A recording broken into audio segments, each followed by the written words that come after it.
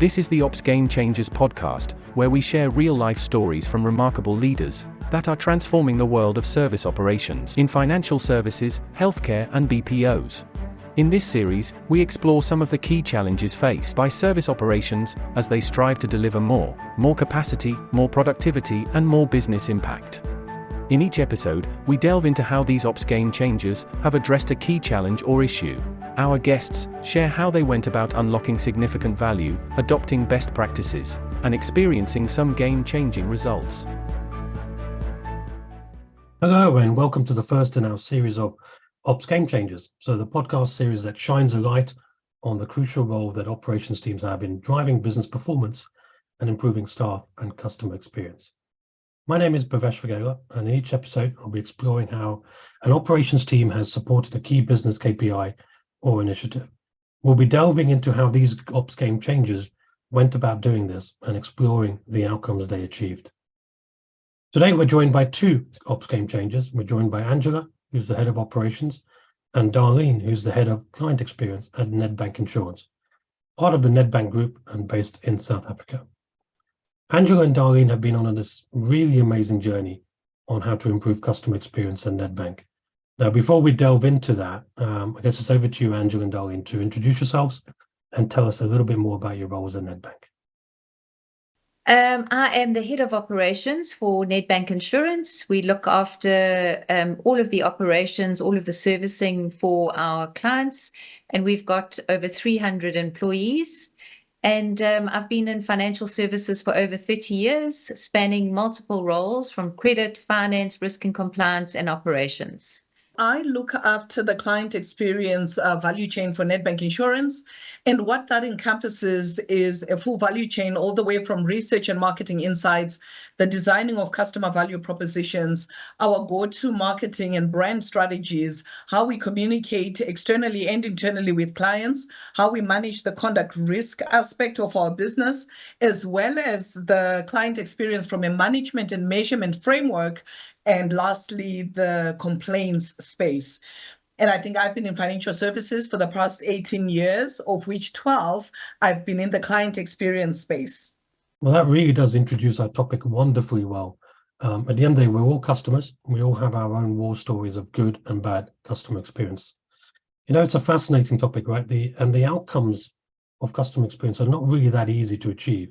So we're really looking forward to kind of delving into how you were driving that change throughout the organization and how really operations supported and impacted the NPS score. But before we jump into the topic, maybe one of you could share a little bit more about Nedbank Insurance. Nedbank Insurance is a company within the Nedbank Group. We have got a life insurance and a non-life insurance license. We underwrite products and distribute them to Nedbank clients.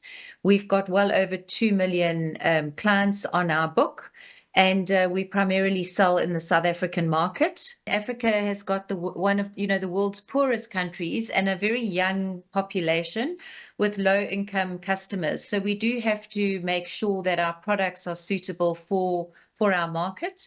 And there's a large unbanked sector.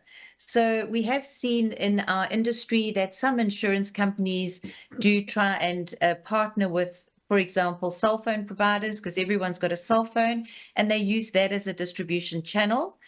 In Nedbank Insurance, we're actually fortunate because we do partner with Nedbank, who is we part of the group, and we market directly to our Nedbank customers. Currently in South Africa, we're also experiencing quite a lot of load shedding. As much as this is negatively impacting insurance claims and the industry as a whole, we also do look for opportunities, and we can then create bespoke solutions to ensure these new additions as people are adding solar panels to their homes and their businesses to try and get off the grid and create their own electricity. Another interesting point is that in South Africa, the life insurance market is noticeably bigger than the non-life market, probably about an 80-20 split. And this is primarily due to retirement funding and funeral policies. That's great, Angela. I think it's fascinating. You know, when we were talking a few months ago, and you were kind enough to present at our Capacity 22 user conference. One of the things that you said that really interested me was over the 4-year period, your NPS score, or the NPS score for Nedbank, went from something, I think it was below 8 to something over 74, 75. Now I can imagine that, look, I mean, the NPS score is just a metric, right? But if we delve into it, you guys probably had to transform your business and really turn yourselves into becoming a lot more customer centric. So perhaps you could wind the clock back a little bit, perhaps wind it back 4 years and tell us what it was like for your customers and what, importantly, it was like for your operations team. Thanks, Bhavesh. Yeah, I think, 4 or 5 years ago, we had just brought our 3 businesses together in about 2016, 2017. So it took a while for us to bring 3 completely separate businesses that had 3 separate strategies, separate management teams together as one, as Nedbank Insurance. In the past, our clients were treated separately. They had very different communications, different ways of being serviced. And now we've actually got a common strategy. We've got a common vision. We've aligned all of our metrics from a client service perspective. And I think that the hard work that we've been going through is now bearing the fruit that we've been waiting for. Putting customers at the heart of your business, is easier said than done. I mean, for a lot of industries and a lot of companies. So was there a moment, right? There must have been a moment that was a trigger. That was a kind of a thing that said to yourselves, okay, we've got to do this. We really are going to take this step and take this journey together with Nedbank. I think if I can come in there, that whilst we had a direct impact on Net Promoter Score, it definitely was not a chase after the Net Promoter Score story, but more that we were obsessed around how do we become more client-centric. So as a business, we actually compared ourselves to international benchmarks in terms of where do we fare on the customer centricity scale, and how do we then embark on that journey? What does it mean to have a full value chain of client experience, and how does it then impact positively in addressing and meeting the needs of our customers, whilst we make sure that we remove every possible pain point that we can within that time. So what we then began to do was various things. And I think the first one that you'll appreciate is really the alignment of what does it mean for you and your job and the impact that that has on client? Because I think often, we would think, okay, you're in client experience and you've got a direct impact on client. Meanwhile, let's say you're in sales and maybe client experience is not so much of a big deal. So we brought about that understanding in terms of the fact that client experience is not a job nor a function, but it's a thread that must run through the business, and that no matter where you sit, even if you're in finance, there is an impact. And one of those key alignments that we did was to really bring people in different rooms when we began to do what we call customer journey maps. What this brought about is really understanding our current state of doing business from an as is, taking current processes, taking current capabilities, taking current output and outcomes that clients were receiving. And then we began to map the ideal to be in terms of actually removing, if we were to remove bottlenecks, what would that journey look like? And that journey then would not be driven from an inside out perspective in terms of whatever capability that we could push out, but it would actually be driven by the needs of the customer. So, and we would validate that by bringing, customers in the room. And I think maybe a point of correction is we got it to an average of 69, over the years, and not 75. Well, I think that's a huge journey. I mean, the things that you're describing, it's all about getting the business to really think about customer experience differently. And I would imagine all the way through that journey, you'd have got to a whole bunch of roadblocks and some challenges towards getting buy-in, right? Because the buy-in becomes a really important part of any transformational journey. So how did you go about getting that buy-in internally? Great. I think that's a really great question. And, I often see a lot of this, from thought leaders, etc. And it was really about creating that one narrative of intent, so there were a lot of pieces to consider. And that's why you needed to sort of bring everybody to the same space of saying, what are we trying to achieve? So there had to be a top-down and a bottom-up approach in creating that understanding. So a very good example was how we conducted the client journey maps, that it didn't involve people in client experience, but it looked at everybody from the initial touch point of saying, how do you create awareness? Who do you need there? And sometimes it was like, let's say, people in the branch, people in our product teams, people in group, from a marketing, from a segment perspective, people in finance, people from our technology department. And the more that you got different voices, the more that you created the light bulb moments. And then one of the key things that we actually then did was to then bring about a rationale when it comes to how we fare on the client-centric maturity map from an industry benchmark. And there you got everybody to give their voice in terms of how they saw where we were and how they measured us, in terms of the scale. And what that involved was you had certain questions around 5 key pillars, which was leadership and culture, focusing operations on the customer, the whole client experience lens, training and really upskilling our people, as well as creating value for the client. And what this did was to create an awakening in people's minds in terms of, okay, so if this is where we are rating ourselves, what are the missing elements? And the excitement then was, oh, okay, so this is what it means now. This is why we are doing certain things. So it was really about that influence and getting the buy-in and making sure that the narrative was not one directional from a top down only, but that there was buy-in across, and you got different ambassadors and different advocates within the different parts of the business, because then if they began to be evangelists, in the narrative and the outcome that we were actually driving, then you knew that, you were set, because then it's not about me going to Angela to say, Angela, this is what I really need, but there would be that automatic buy-in and understanding of, okay, this is what we're actually chasing as a collective. So I think it's that ownership and really the thread that runs through the business, and getting that, and people on a journey where it's not about, giving a directive, but how are you moving with people on the journey? But do they understand, what is the purpose and the essence of this journey? It's a fascinating journey you've been through, and I think those light bulb moments that you mentioned are amazing when they happen. I'd imagine, though, that throughout the process you've been on, you've had to demonstrate success along the way, right? So you're measuring different things, and I guess things start to materialize and the momentum just gets bigger and better. So how did you track that success at each step? Did you find that you were tracking different metrics at the start compared to where you are now? How have you evolved?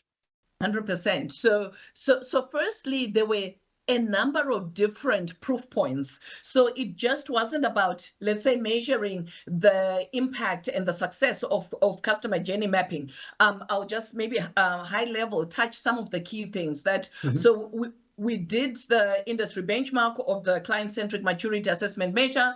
We embarked on the customer journey mapping exercise. We worked on really designing our foundational customer value proposition. And what this then brought about was a sense of identity. We got then to understand that, okay, what is our identity from an insurance perspective? What are we offering to our clients? And, we came up with different messaging lines and strategies that supported our value proposition. We were also then able to identify more pain points around gaps that we had, like for example, simplifying our plain language in how we communicate with our clients. The lack of standardization, to what Angela was mentioning earlier, from a unifying the service that we give, and we developed client service principles, and we began to then test ourselves around how should we be engaging with our clients, and what are those measures. And then I think one thing that is really really close to my heart is a framework that we use, which is almost like, our go-to, called the MISI framework, which means that at any one point you are working, around the clock, where you are constantly baselining, benchmarking through the first M, which is called a measure, of some sort, and then you're constantly interpreting, right, as a subject matter expert, etc. And then you go to the likes of my colleague here, Angela, where we would strategize together to say, if this is what our clients are saying, Angela, what are you seeing in the business? Let's strategize, because this is the voice of the client. These are the actual verbatims. So these are the possible gaps. And what we would always focus on is moving away from treating a symptom, because when you treat a symptom, you're not then eradicating the actual pain point. But once you do a proper deep dive and root cause analysis, it allows you to implement the right action and to go back around the clock from a baseline perspective, and you constantly test yourselves against this.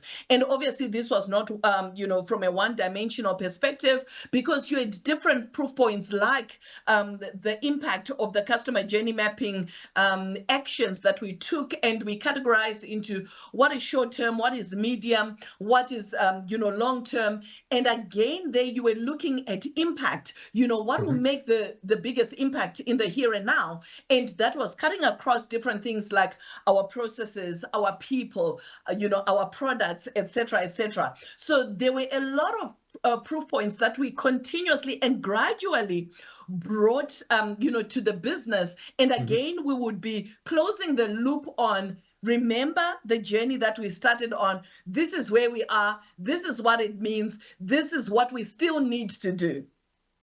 So you mentioned when you would go and talk to Angela, and from an operations perspective, I mean, I guess, Angela, when Darlene comes to you and says, right, well, this is what we need to be doing. This is, how we need to be driving our customer experience. How do you go about doing that? How do you go about transforming the operations team and really getting that team together to deliver this fantastic service? So how did you work together to impact that change from an operations perspective? I think first and foremost, between Darlene and I, we spoke off the same hymn sheet to our respective teams. So her team was not hearing anything different to what the operations team was hearing. We also did a lot of collaboration where we bring our teams together. We look at our scorecards, we look at our reporting, we co-create the commentary so that we know why things look like they are, and what the actions are and what we need to do. So it was something that we built together. From an ops environment, you do have to spend quite a bit of time to actually bring something to life. So for us, bringing client experience to life, we used a lot of artifacts, which we did desk drops on, mouse pads with, the client behaviors that we were trying to achieve, calendars, chair bags with the words on. The common language was then also brought into our reporting. So it wasn't something that was just said once, but we actually started to use that language in the way we spoke, the way we communicated at town halls, which we do once a month, as well as our daily buzz sessions that the leaders work with their respective teams on. That's really great. I really like the fact that you're embedding the messaging and the artifacts. That's unique and really good to hear. So was there a single thing that fueled the change from an operations perspective, or from an experience perspective? If I think back, I definitely think TCF, or treating customers fairly, was a bit of a catalyst for us.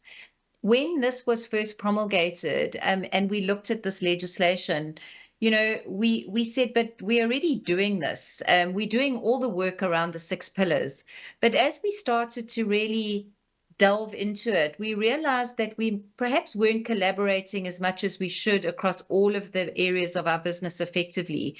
We weren't having those deep conversations that Darlene was referring to, where we actually look at the root cause and we make changes to our product and our processes based on client feedback and the reporting and the data that we get.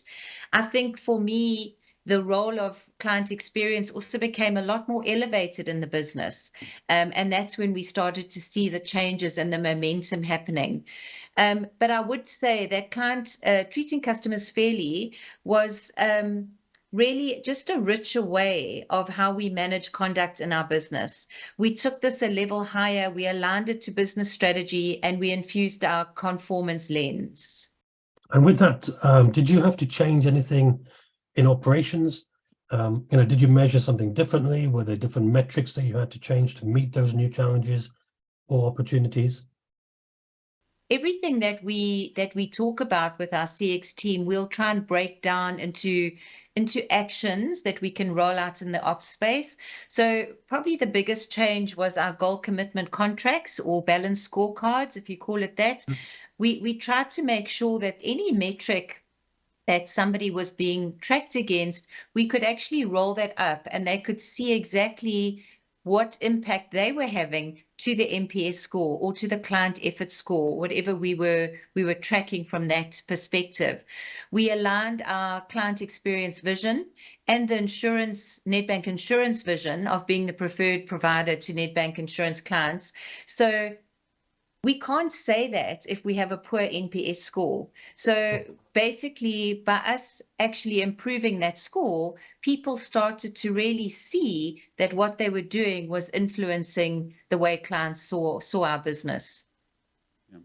And I think if I could just add something there, and I was almost like that person that went every month to ops to share the results, so whether you really wanted to see them or not, but it was, here I come again, here is where we are, and I think that's the nice thing, that there was appreciation of it in the end to say, okay, we can see the impact, right? Because no longer is it just about treating symptoms, but we can really see that we're eradicating the pain points as we dig deep into the root causes. I could talk about this topic for hours. I mean, I'm passionate about customer experience. And I'm just curious, Angela, to what it's like now working for operations. I would imagine, prior to this, complaints were probably different. Perhaps morale was a little bit different. It wasn't as great because you were dealing with potentially customers that weren't happy. And now you're in a probably completely different position. So what's it like now working in operations, and what's it like to be within your team? I mean, dealing with escalations and complaints is definitely energy draining, and nobody wants to be in a space like that. But I think what we do now is we really analyze our service levels and our turnaround times with probably a very different lens, because sometimes it's quite difficult to get industry benchmarks in terms of service levels and turnaround times. So if we feel that we are achieving our service level and turnaround times, and Darlene comes in with her report on Voice of Client, and we see that actually clients are still not happy with the way that we processed a geyser claim or a disability claim in the life space, it makes us really go back and re-look at that and say, okay, we need to still tighten this a bit more, because we're getting disparate views in terms of us saying that we're doing really well and clients saying you can do better. So I think that has been a big eye-opener for us, where we actually just keep improving and tweaking those metrics that we track until we see that we actually getting the same story between our internal metrics and what clients are telling us. And I think just to add to that part on the change as well in ops was really the fact that we only did not focus on the impact of the voice of customer, but we were actually also obsessed with the voice of staff. So if this is the impact that the client is experiencing, and when you identify pain points, you would look on the back end of that, which is then the internal part of voice of staff. And I think as staff saw that we were interested in their welfare just as we're interested in the welfare of the clients, I think it really began to give meaning and commitment, to the process. So it's a really good point. I mean, the whole idea of retaining staff, staff attrition, it's such a big challenge globally for operations teams.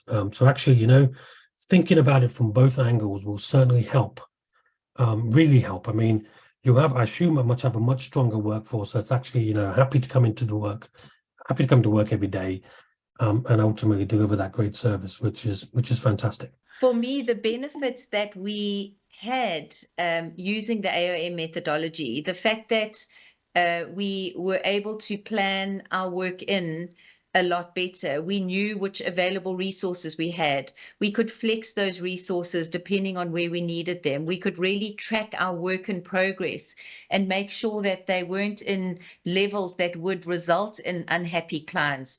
I think all of that, that journey has also helped us a lot from an operations perspective.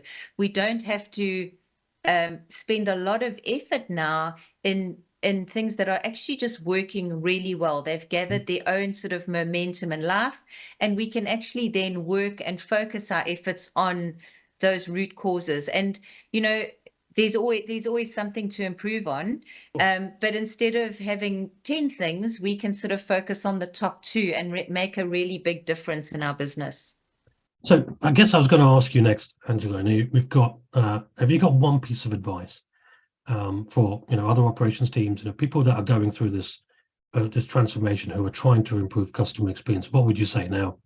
Obviously, top of the list has to be that you make sure you have ActiveOps, but I know you've already said that already. So outside of that, Angela, what would you say? We've boiled down 3-4 years into 20 or 30 minutes, and there's a lot of hard work and effort that's gone in. But if you could think of a couple of things that you would perhaps say that would be the key things, that are the key pieces of advice?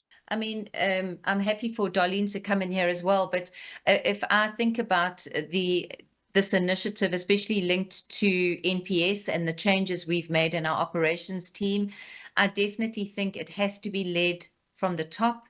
Your exco or your management team have to be aligned. They have to show that they are behind the transformation that we're wanting to make in the business. And you need that inclusivity across all the value chains, because as Darlene said, it's not just ops and client experience. There's client solutions, which is the product team. There's our biotechnology team, as well as our stakeholders that we have within the bank. So a lot of collaboration, a lot of communication, and it's not an easy journey, but it is really, really rewarding. So were there any moments, whether it was about the staff or whether it was about a customer, that you really appreciated that effort, the effort that gone in from the transformation journey that you've been on? Do you remember anything that stands out as unique?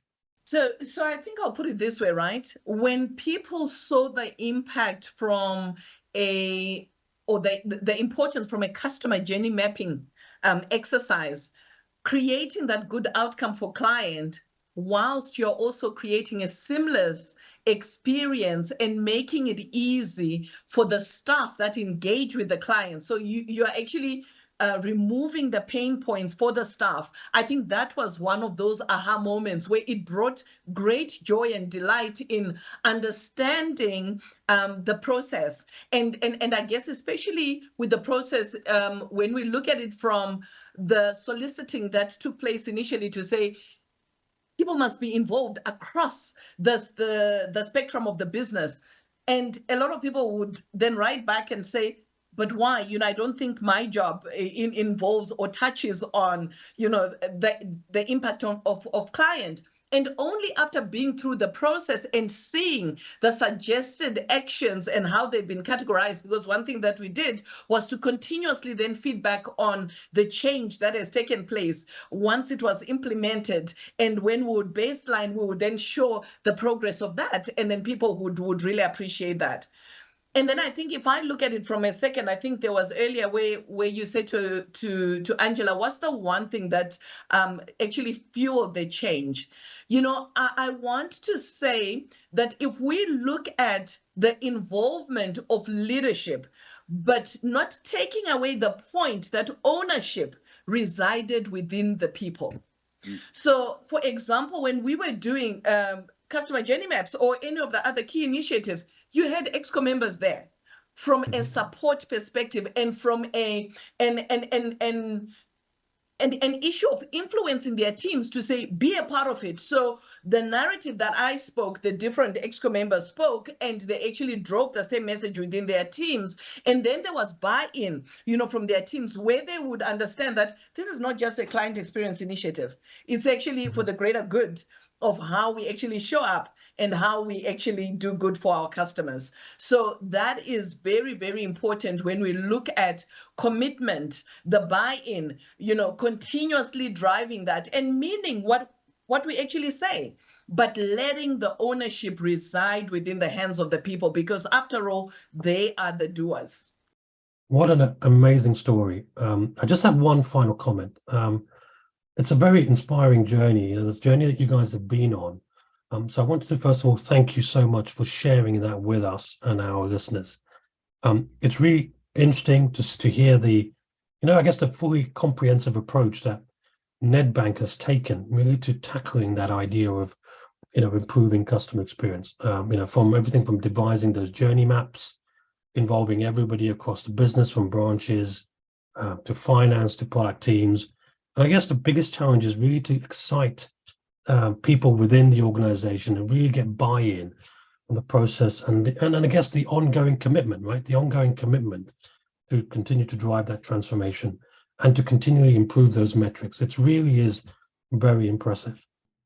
So Darlene, Angela, well done. Just to hear the passion in your voices, you can really, really tell that you're very excited about this transformation, and that must have translated down to everybody throughout the team and the owners of the customer experience.